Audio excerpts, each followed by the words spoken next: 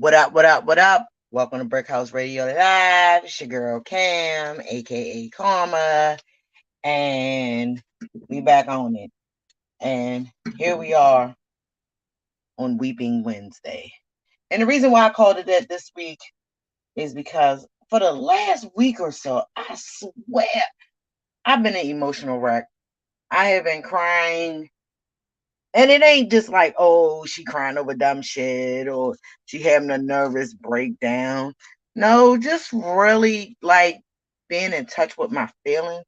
Yeah, I'm combing this nappy ass wig, y'all. Y'all have excuse me because it bothers me when it's not, you know, tamed and groomed. Because I don't need y'all talking about me. Talking about, look at Cam with that nappy ass wig on Facebook Live. But no, real shit though. Um, it kind of started few weeks ago with my daughter turning 25. That sent me on an emotional roller coaster. And I, not thinking about the song at all, but just, it really did because I was just going through it. Like it wasn't like it was tears of sorrow, or it wasn't like I was sad. It was more so like, damn, my baby 25. But the part that bothered me the most um, is because my parents loved Kanaja and they loved her. Not saying they didn't love the rest of my kids, but she was their grandchild the longest. Okay. She was my first child, you know, and we was all together until they left here. You know what I mean? So I just know, like, my dad, he would have did something crazy. My mom, she didn't get a chance to call her and do her little silly happy birthday song that she do for everybody on their birthday or whatever. And it was just a lot. It was just a lot. And to know that my baby, wasn't going to be able to be with, the people that love her the most. So it just overwhelmed me. And lately, maybe because it's coming close to, it was at the time it was getting close to Mother's Day, really emotional, really emotional. And then a few days after that, for those that know, was watching, looking at my page or whatever, me and C. Ellen went to North Carolina like 5 days later. And within 6 hours of me being there, um, Timmy died. Timmy Jones. Timothy Lee Jones. My homeboy. My favorite double Dutch turner. My favorite fucking hairdresser. My other husband left his physical form on April 30th. And it did something to me. Now, mind you, I told you I started crying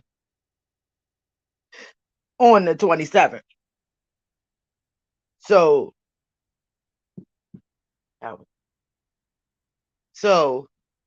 by the 30th, I'm a mess. I'm a mess. I'm a mess. Okay. And I'm thinking, okay, I'm gonna be able to get through this. I knew Timmy's situation. I was able to make peace. I saw him, before he left his physical form. Before he transitioned, I was able to see him, converse with him. He was coherent. Like, I have no regrets. You feel what I'm saying? He left here, and I don't feel like there was anything that was unsaid between us. And my heart hurt, but my soul is at ease with that. But here we go. Now, mind you, I love me some Timmy Jones. Like the reason I live in the neighborhood I live in is because I found out the nigga lived around the corner. Told my husband we ain't moving no more. We right here. We are in my boy here. We gunning. You feel me? And was cool up until that point. You feel me? Was good. Was good. Understood the assignment. Understood what happened. Fast forward, Mother's Day. It comes and it goes, you know. But the day before Mother's Day, my oldest brother shows up with a dozen of roses. And he expresses to me that he's giving me my flowers now because I'm the closest thing to his mom that he has left. And he looks at me after saying these lovely, heartfelt words. He looks at me and tells me I better not cry. So whatever little tears was going to roll down my face, they sucked right back up into my eyeballs because I listened to my big brother. He told me don't cry, so I'm not going to cry. But again, here we go. So we fast forward to Mother's Day. I'm emotional, mind you. I'm still holding on to Timmy being gone. I'm still holding on to my baby not having the people that love her the most in this world, not being able to celebrate a milestone with her. Gets to Mother's Day.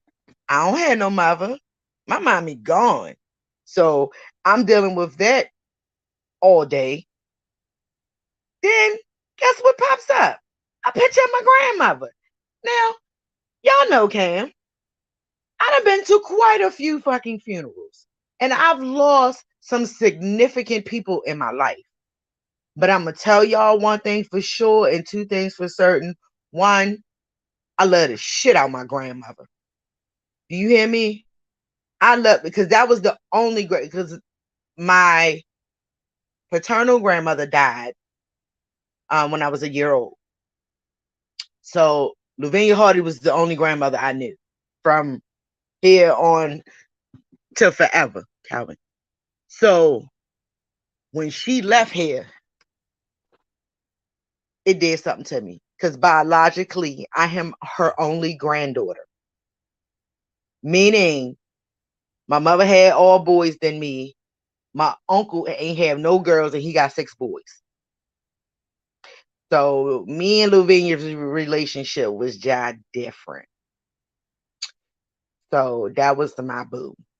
Like, the reason why I love Big Macs is because of my grandmother. The reason I embraced my my statuesque physique is my grandmother. Both my grandmothers was thick, but Lavinia helped me to be okay with who I am. She's the reason why I love pork. I'm not gonna lie. My grandmother knows how. Let me tell y'all something about Lavinia Hardy. Here, my grandmama was born into a family of sharecroppers in Charlotte, South Carolina. So, as a child, she basically knew how to run a farm. With that being said, when that motherfucking John Witherspoon said from the rooter to the tutor, Lavinia probably invented that shit. Do you hear me?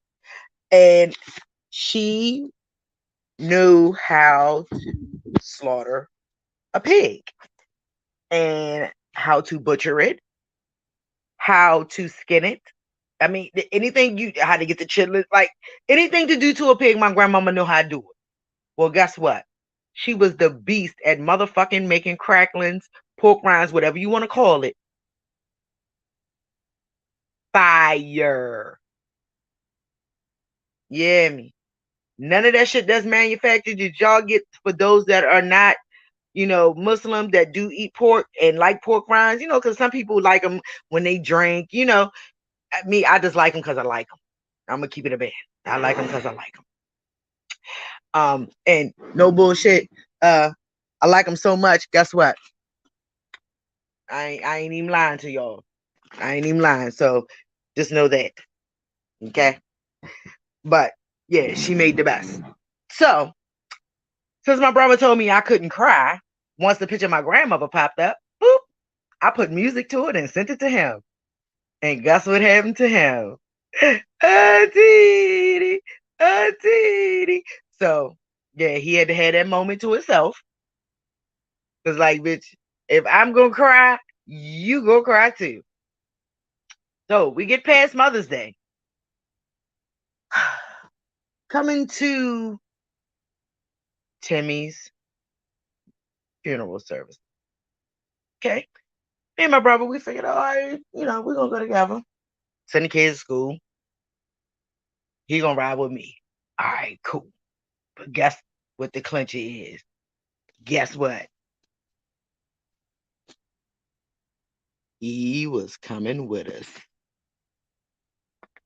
So, yeah, took Esquire to Timmy's funeral.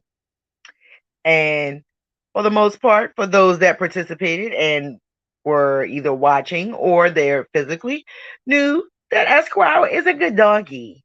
Him a good boy. He like now, only time you heard Esquire, and yes, the Lord loves all living things, and Esquire barked when everybody clapped. Other than that, Esquire was quiet. He listened to all the memories of Timmy. He listened to everybody speak. He listened to everybody sing. But he barked at Gavin when Gavin walked out because they were still clapping. And he knew, I think, that was his way of telling Gavin good job when he barked at him. Because he wasn't like trying to attack him or nothing. He was just like, bark. Like, all right, nigga, good job. Now, mind you, I said Gavin, right? Anybody know Gavin Hudson? Y'all know that Bama is gifted, talented. When that Bama opened his mouth, it's something serious. You feel me? So, got through Gavin, first set. Yes, we did. And, okay, got through that. Few tears fell during the services. I mean, because I think I was channeling everyone else's hurt as well. Okay. So, fast forward a little bit, we get to the burial. Everything's lovely. I mean, beautiful day. Not too hot, not too cold. You know what I mean? He has the perfect weather. Okay. We park. Esquire rolls out the truck, put his collar on him. I mean, his leash, and we proceed to the burial site. Mind you, it's a little bop, not too far, but it's a little bop. Anybody that's been to the burial grounds on Bestgate Road. Once we get there, me and Richard kind of veer off. Me and Esquire go through the grass. He stays on the gravel. All right, cool. Because I'm in the shade. I'm chilling in the shade. Me and Esquire, we're in the shade. So, here's a voice I hear. Very familiar voice. Beautiful voice. It's Adrian. Hey, Adrian, I asked you before the service started, was you singing today? Because certain people, you gotta ask them if they participating in the vocal activities at a funeral, because they're gonna make you cry. Like certain people, their voices make you cry. You can't help it. You are at a funeral, and if they tap into that pain, your ass gonna cry. Well, goddamn it, Adrian, you one of them. Now, mind you, beautiful, flawless. The tears are rolling. Got my man Evergreen standing next to me. Go back like 4 flats on a Cadillac. Everything's cool. He got a little tears rolling because we love Timmy. Do you hear me? And we gonna miss that nigga. And Adrian, you tapping into that hurt that we gonna, that we feeling. Agent finishes. I'm thinking my soul already rests. Mm-mm. No. Mm-mm. No way. Uh-uh. Not at all. Kevin, you come back for a encore, my nigga. And when you sang, your ass tapped into your inner Darren and did something to me. I started to walk away after he finished his set, but I felt it boiling. I felt all the emotions. Now, I'm going to the casket. I'm trying to say my last goodbyes. What do I see? My loved one.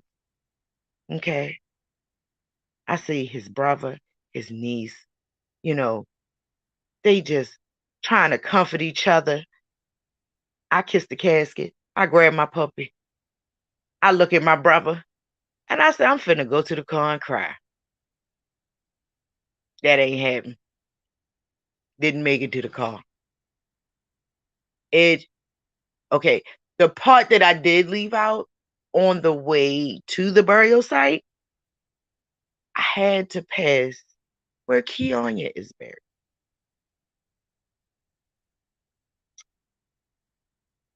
Mind you, I know exactly where she at because I carried her there.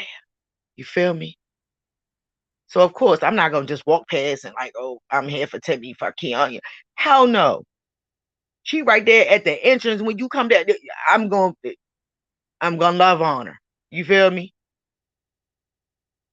I speak. I go on, proceed to say goodbye to Timmy.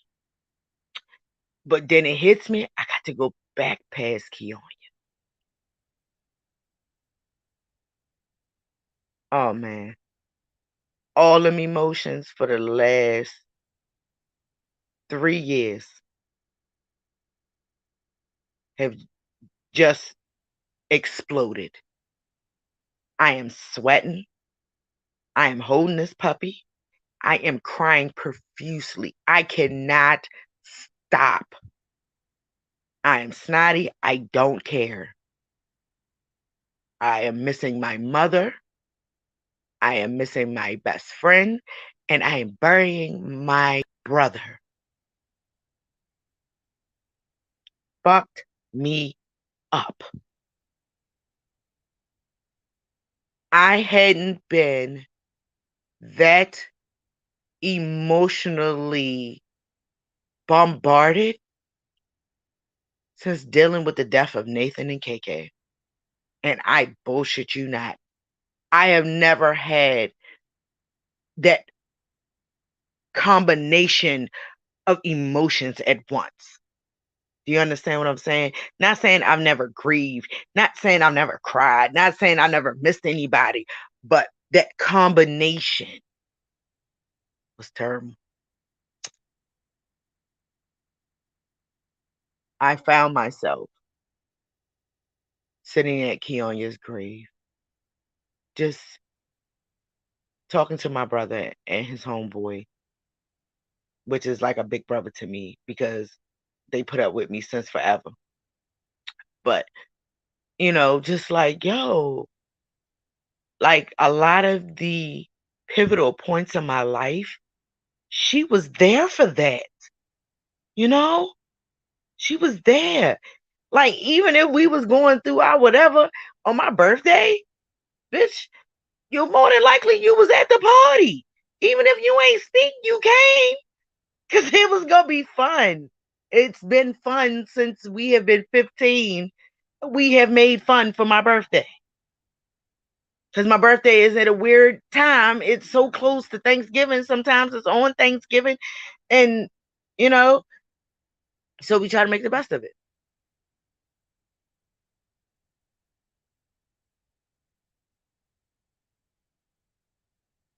My first baby, she put up with me the whole 9 months. And at the hospital when I had cancer.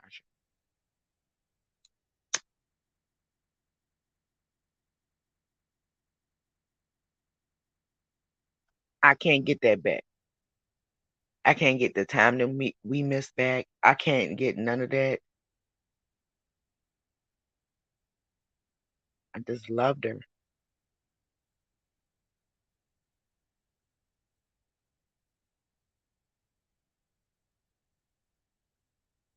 And during that time that she left here, I was still in the midst of grieving my mom. My mom had only been gone like a month, if that, 6 weeks, 7 weeks, roughly. And that was a lot. And because I knew what the family was going through, I just felt like I had to be strong, you know? I couldn't sit around her father and just keep crying and crying. Like, damn, that's his daughter. You know what I'm saying? So I could only imagine. What are you doing, puppy? Stop. I could only imagine what he was feeling. Her mother, her sibling. You feel what I'm saying? Her daughter, her only child. What they were feeling meant more to me than what I was feeling at the time. And I suppressed it until the other day. Oh my God. You know how you just doing shit, you going through the motions, and it wasn't like I was under the influence of anything, or I smoke weed all the time. That ain't got nothing to do with it. But I'm just saying, like, I couldn't stop it. I couldn't stop it. I could not stop it. Like in 1991, you couldn't have told me I'd have been carrying key on your casket in 2021, 2020. You wouldn't have told me that. You wouldn't have told me that, nigga. In my mind, me and the Bywater Honeys was gonna grow old. We was gonna find a fly ass nursing home for our kids to shove us in, and we was gonna run that bitch until we left here. In my mind, that's what it was. You know, unfortunately, God had other plans. Puppy, stop, puppy. Why you doing this, puppy? You snack, puppy. Yes, Esquire's fine. If anybody's worried about him, he is just fine. Because y'all seem to love his little black ass. I mean, he is so cute, though. I never thought I'd have a dog. But god damn it, he's the bomb. But yeah, losing Keonya, that did something to me, y'all. And and and I think hers is so pivotal is because it was so close to me losing my mom. You know what I mean? Like, for real, like, but all those emotions came out. I sat in front of Keonya's grave. I know I cried for at least 25 minutes. Uncontrollably. Rubbed her flowers. Just, I don't know. Whatever I felt like I needed to do at that time, I did it. I screamed, I hollered, whatever. And my brother let me. He let me. He let me. He let me get it out. He did not make a big deal of it. He didn't say, "Get your ass up, you being retarded." Like, I mean, I wasn't like being like super duper, but he was right there with me so he could hear me crying. He could see me crying. He was talking. The nigga had chased me down the hill. I ain't think he could move that fast. That nigga 56 years old. I ain't think he moved that fast. Shout out to Big Bro Rich. I appreciate you. That's why I ain't call you today. Cause I figured you had put up with my shit enough the other day. I felt like I give you a little break. Oh Lord. But yes, people, I'm telling you, after I cried though, I bullshit you not. I felt so much better. That's what I told my brother. Once I cleaned my stuff up and got my shit together and got back on my ball shit, I was like, yo, I feel so because it like again suppressing how I feel to accommodate other people, and not saying that's a bad thing. It's just you're supposed to let it out eventually, and I fucked around, and I guess I forgot to. I guess I forgot to let it out. I guess the shit was just happening to me. I guess so fast that oh, I don't want to do that. That shit was just happening so fast that I didn't even have time to. I really didn't, honestly. On everything I knew, it just seemed like shit was happening back to back. But I'm gonna be honest. I think about Keonya every day. It is not a day that goes by that I do not think about Miss Brown. And I keep this. I keep this right here. This is, can you see it? It's on my nightstand. And that's, the stuff that I wore, my boutonniere and stuff and my cufflinks and stuff that I wore um, at her funeral. I put all that in a purple. You see the purple? I put it in a purple and clear container, and her pictures in there. Couple of little knickknacks in there from her funeral. I think I still got her. I think I still got her seeds. I think I do probably need to plant them, but it's the packaging is so pretty and it's got her name on it, so I don't. But yes, so I think about her every day. I cannot listen to Mary J. Blige and not think about Keonya. I really cannot. Anybody that was her friend or relative or close to her or acquaint or knew her knew that Mary J was her shit. So, especially that 411 album, that shit breaks me down every time. Her favorite it was Share My World, but the 411 is what started the Mary J with us. You feel what I'm saying? And as soon as I hear certain songs, I go right back to me and her.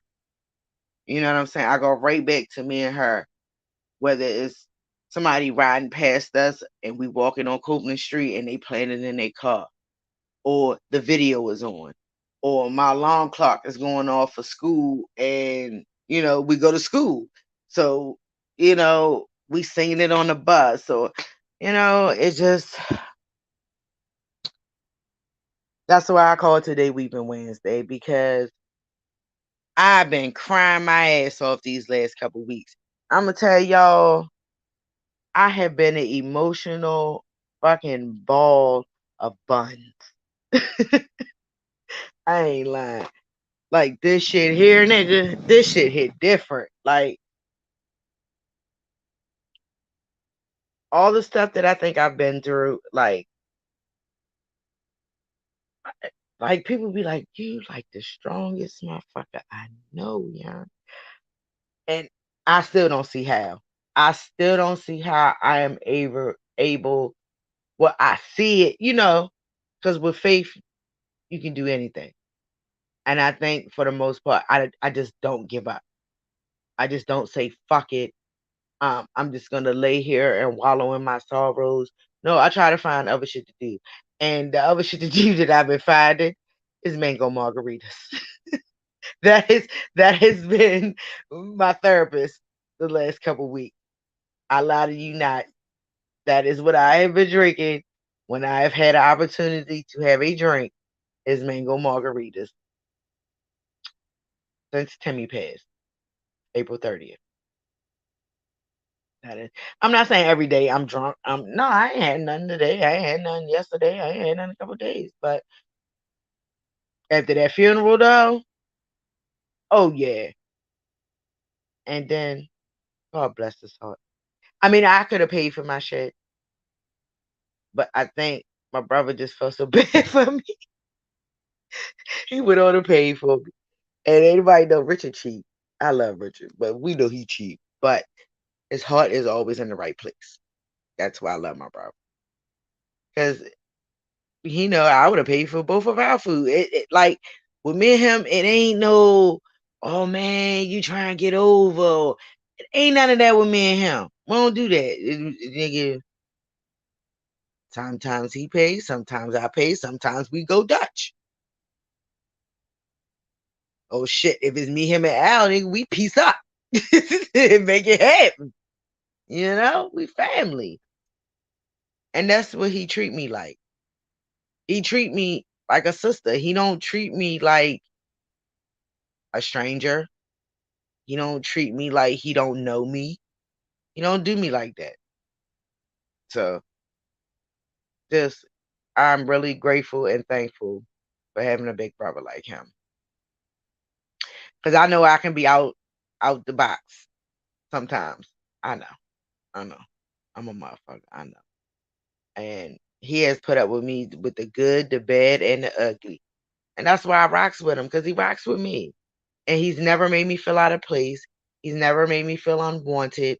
He's never made me feel like, I'm less than or none of that. None of that. He's always been a motivator for me. He's always pushed me to do whatever I want to do. Fat man, you can do it. That's what he always say. Fat man, you can do it. You can do it. You know? So he just happy that I'm happy. And despite the fact of the tears that's been going on as far as, the losses in relationships that I've had lately. Yeah. Other than that, man, I'm good. The Allen run my pressure up, but that keep me alive. They keep me going. I think that's the fuel in my spirit is, if he don't piss me off, then I ain't doing my job. That's how I feel. You know. That's just gonna be our dynamic until we leave here. Just what it is. Run my pressure up. I run this pressure up, but we still together. I mean, we ain't fighting like alley cats and no. Don't get that shit twisted. Don't get it. No, it's just we're two different people and we don't agree on everything. And we also have two different POVs. So we're not gonna see the shit. But I will say what has kept us together a lot of times. And I'm gonna tell you, this is where we fuck up at, because when we don't have the same POV, that's when we have problems. But 99.9% of the time, me and C. Allen, we click it. We finish each other's thoughts. Like sometimes I'll say something and he be like, Pooh, get out my head. I was just thinking that shit. So when that is not happening, that's when we have the breakdown of communication. But for the most part, he's been awesome. And that's why I kept him around or whatever. And he all broke in now. He all broke in now. He all domesticated and shit, like you tell me. He all domesticated and shit. So, he ain't out there, smoking big blunts, just slinging meat freely. He ain't doing that no more. He old and locked down now. So then my little boy toy, he do the shit I tell him. I say, nigga, squeeze these buns. Guess what he did? So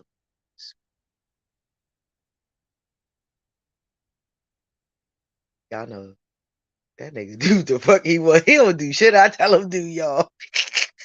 That motherfucker do the fuck he want to do. He don't give a fuck. Do you hear me? But nah, he a nice husband. He is nice. Because I have seen some shit now. I have seen some fucked up ass husbands. Some really raunchy, disrespectful, unapologetically fucked up husbands. Do you hear me? I don't have that experience. I mean, people that look at marriage or feel as though marriage is so blah or so passe or it's just weird or whatever. To each his own. To each his own. I can't say marriage is bad for me because I don't have that problem. I don't have the infidelity. I don't have that problem. I don't have the um total disregard for each other's fit. Like a lot of the shit that the people go like me and Al, we just don't agree on shit all the time, and that'd be our shit. But 99.9 of the shit, we cool. That's why we've been together so long, because we agree to disagree and we move on. You know, sometimes I can be a little whatever. I can be a little bitchy or, whatever people want to call it, you know, but a lot of times I be right. And I'm not saying that to be an asshole, but let the record show that usually I be jive right. And that's why he be mad. But we figure it out and we move on. I don't know what it's like to come home and get punched in the mouth because I didn't wash the dish. Like, I don't know what it's like to be in a marriage like that. I don't know what it's like to feel like I'm somewhere and I'm stuck. I don't feel stuck. I don't feel like I'm somewhere and I can't breathe and I can't get out because I'm where I want to be. You only feel like that if it's somewhere you don't want to be. But that's why with marriage, there's the other side of the coin. There is divorce. You can cut ties with that person and attempt to move on and salvage whatever time is left in your life. You don't have to be with that. You don't have to stay. Not for the motherfucking kids, not for his paycheck, not for his penis or her vagina, depending on the situation and the relationship. But that other person, you don't have to stay if you don't want to be there. You feel me? It's called a choice. You always, in situations like this, you always have a choice. There's always a choice available. Now, the choice that you choose, that's up to you. But there's always a choice. Always a choice. Might be terrible choice, might be a good choice. It's always a choice though, you know? So always have that option. But for the most part, I hope that everyone had a blessed Mother's Day. For those that are actually moms that are, active with their kids every day. Like, yo, shout out to us. Shout out to 24-hour moms. Not the ones that drop them off on their mama or their grandmama because they don't feel like dealing with them. Bitch, just because you buy the baby clothes don't mean shit. Spend time with the child. Learn the child's likes and dislikes. Some of you bitches probably don't even know what your baby's allergic to because y'all ain't even been around them long enough to know. You just so busy trying to dump them off on somebody because you trying to go twerk some fucking way with your funky fishy pussy. Ain't nobody got time for that. Learn about your baby. It, some of you bitches, like, it be little dumb shit that probably be going on with y'all babies and kids. And y'all be running to the doctors for because you don't even take the time to learn certain shit before you even start fucking having babies. Like, for as, like, oh, my baby got dandruff. Bitch, it's called cradle cap. You know? Find out how to treat your baby for that. You know? Make sure your baby, don't have colic. You know? Because I'm going to tell you, I brag different. My babies, all my babies were good babies. And when I say by that, they ain't have a problem in being with nobody. Then my babies cried around you, bitch, they ain't like you. And they could feel it in their soul. That's the only time my babies cry. Hungry, they ain't even really cry when they was sleepy. They just go to fuck to sleep. And guess what? And we wasn't up 2-3 times a night giving out bye-byes. No, we wasn't. We gonna stick you with this motherfucking syrup. First of all, we're gonna not let your little ass sleep all day and think you're gonna be up all night. That's what a lot of you little trashy ass new baby mamas fuck the game up at and be stressing yourself out. I'm not saying you gotta shake the baby. Now, the first month or so, yeah, the baby is going to sleep. But you can navigate when that baby sleeps. Because you can wake a baby up without startling it.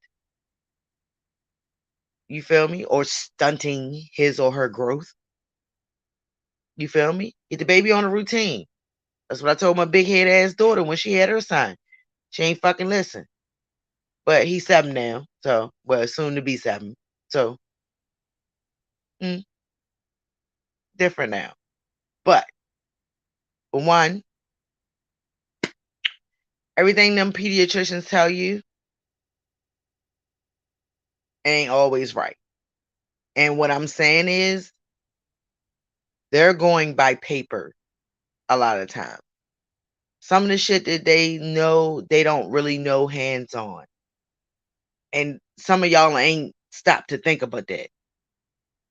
When they tell you about new vaccines and shit like that, it ain't necessarily because they've helped invent it. They don't know exactly what's going on with it. They just going with the pharmaceutical companies is telling them. And them motherfuckers could be telling them anything just to get them to shoot that shit up in your baby. You feel me? You gotta stay woke, motherfuckers. And it ain't that hard. Get your baby on the schedule. Stop wanting to be out here being a hoe with a wig on.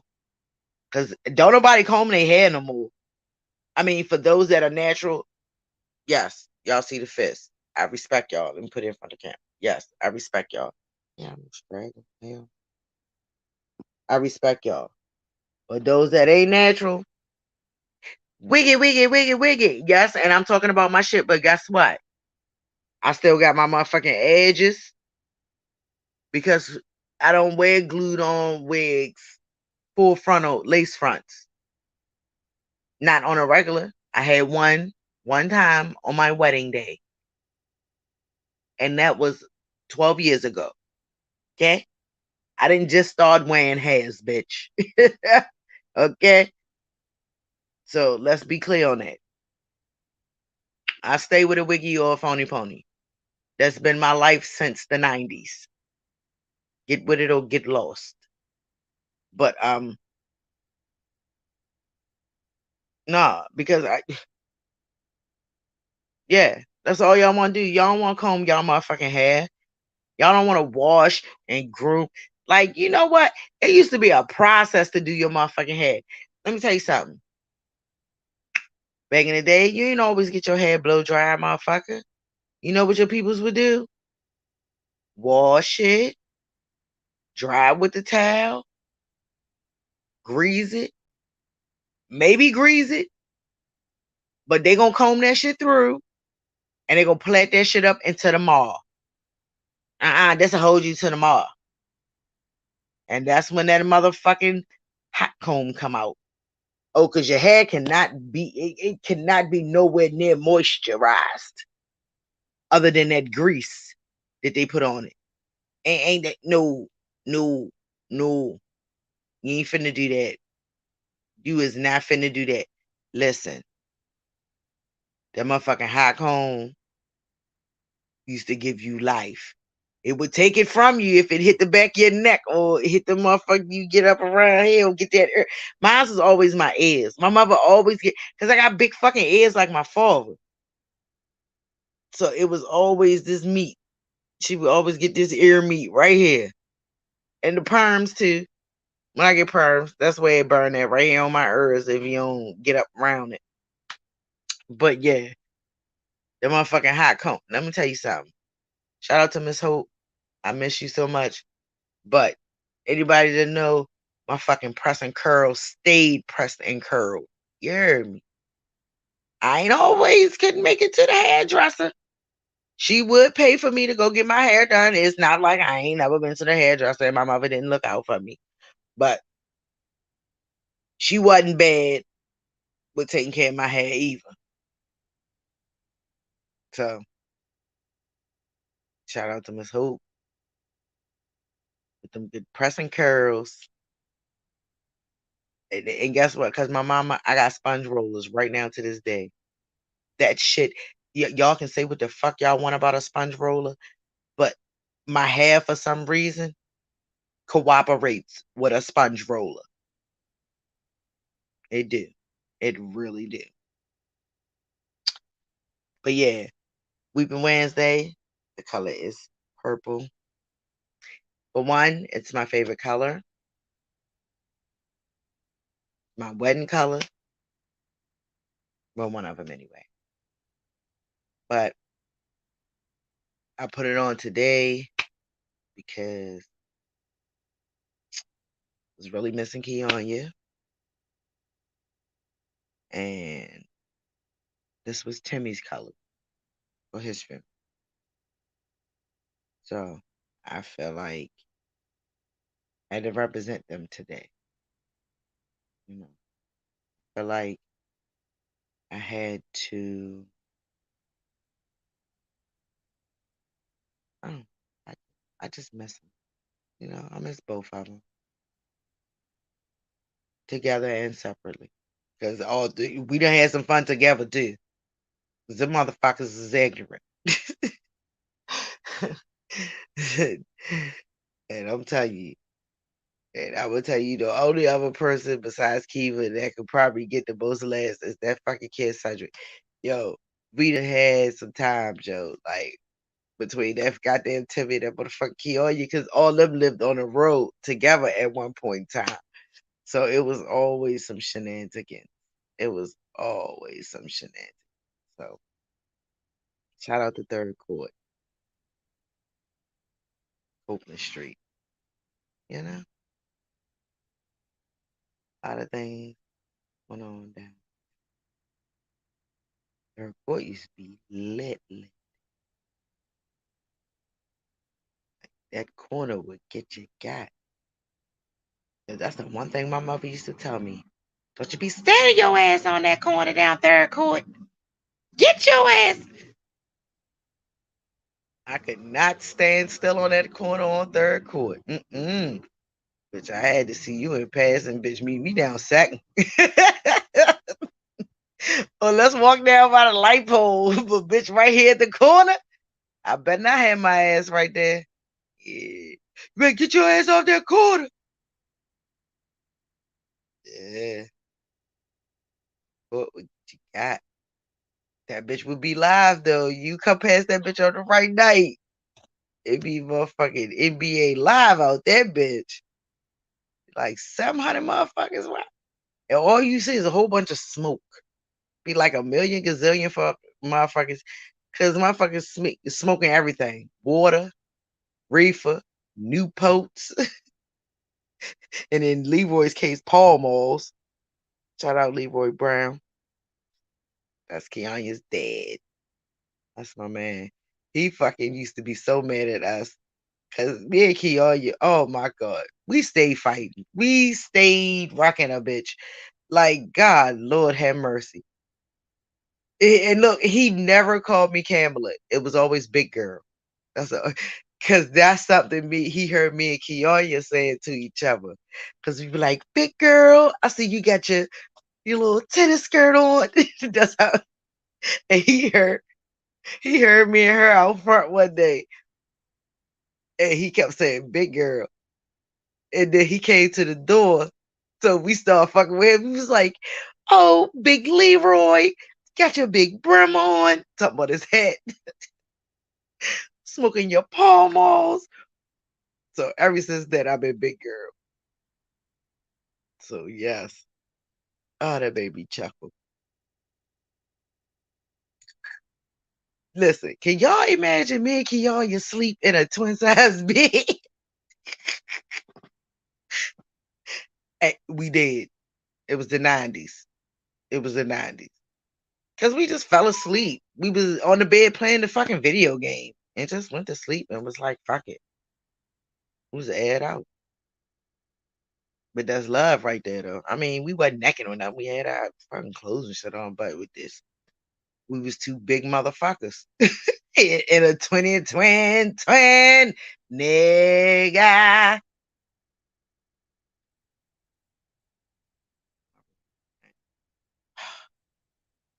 We had so much fun at parties, go and at the club.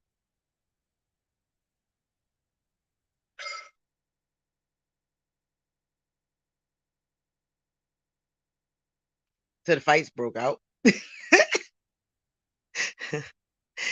I'm not saying every time we went out, bitches was wrecking, but there have been times we went out and bitches was wrecking, you know? So let me tell you one time I remember though. Is that a go-go? Occupation. Fucking Omari. I had to be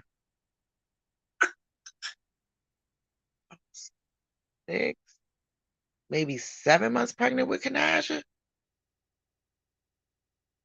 This Bama talks me into going to the go-go. Cause they occupation was playing, you know what I mean? So he like, man, come on, man, ain't nobody gonna do nothing to you, man. I jump off that motherfucking stage, somebody fuck with you, yo. Da da da. All right, cool. So, of course, Keanya. Kamala, you going? Please don't have me out here fighting nobody, cause they trying to touch your stomach. I said, look, because I wasn't gonna go. They like, no, I don't want you to be home bored just because you pregnant. Don't mean you gotta be home, be lazy. Come the fuck out. We gonna make sure you all right. And guess what? That motherfucking Keonya did. That she got her boogie on. She hollered at whatever nigga she wanted to holler at. She did what she did. But in between that bitch stood right in front of me and in front of my stomach and protect the egg the whole fucking time. What nobody did. Yo, I seen her push like 4 people because they was dancing and they was getting too close. And I seen her shove a bitch. I forgot who it was. It was a dude. But anybody know Keonya? No, she had some big ass fucking hands. Yo, she palmed that dude whole fucking head and mushed his ass. Not from the front, from the back. So his ass went forward. Oh God. Good time. Good time. Ooh, I miss that lady. Because despite the fact that we didn't agree on certain shit, it's certain shit we did agree on. And it was foolishness. We could not disagree on foolishness or food. We usually, we usually like to have a good plate. Because we done broke bread of many places. Many places. Many. Especially at my house. We didn't. She come on, oh, what Miss Hope got? Y'all know Zuki come out. What y'all got to drink? What y'all cook? I smell something. Let me get some. Give me some. Give me peas. I would do anything to have her ask me for a piece of chicken right now. That was her shit. That was her shit.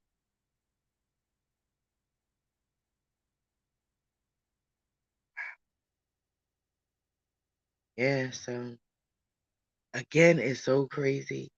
I never thought that I would lose my mother and Keonya like within a month of each other. That is crazy. And my mother loved Keonya. Listen, she would get me to go find Keonya so Keonya can put her perm. Because I'm gonna tell you something. Hey, that bitch ever gave you a perm? Your shit was dead right.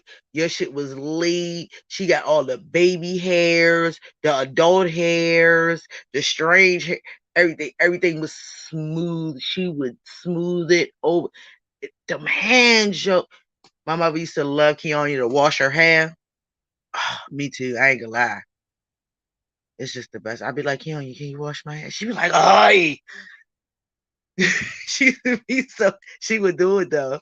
She would do it.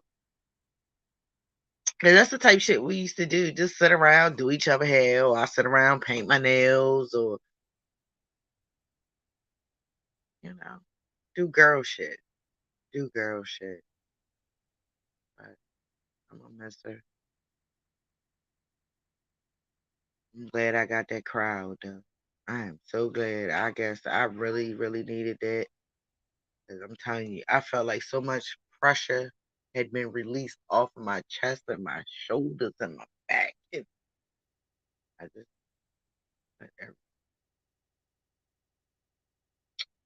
well, we are winding down. I have put in my time here on Brickhouse Radio Live. I hope everybody enjoyed. I appreciate everybody that come out each week that watch or peek in or however you do, how you do it. Um, but yeah, so got another event coming up this month. August 13, guys. Stay tuned. The baby will be 13. Nigga. Hey, look at this smile. Colgate. I'm probably gonna cry on her birthday. Yep. Might as well tell y'all now. Probably gonna cry on her birthday. Probably gonna cry the entire day. That seems to be my pattern for the year. So I'm gonna try not to for the most part. But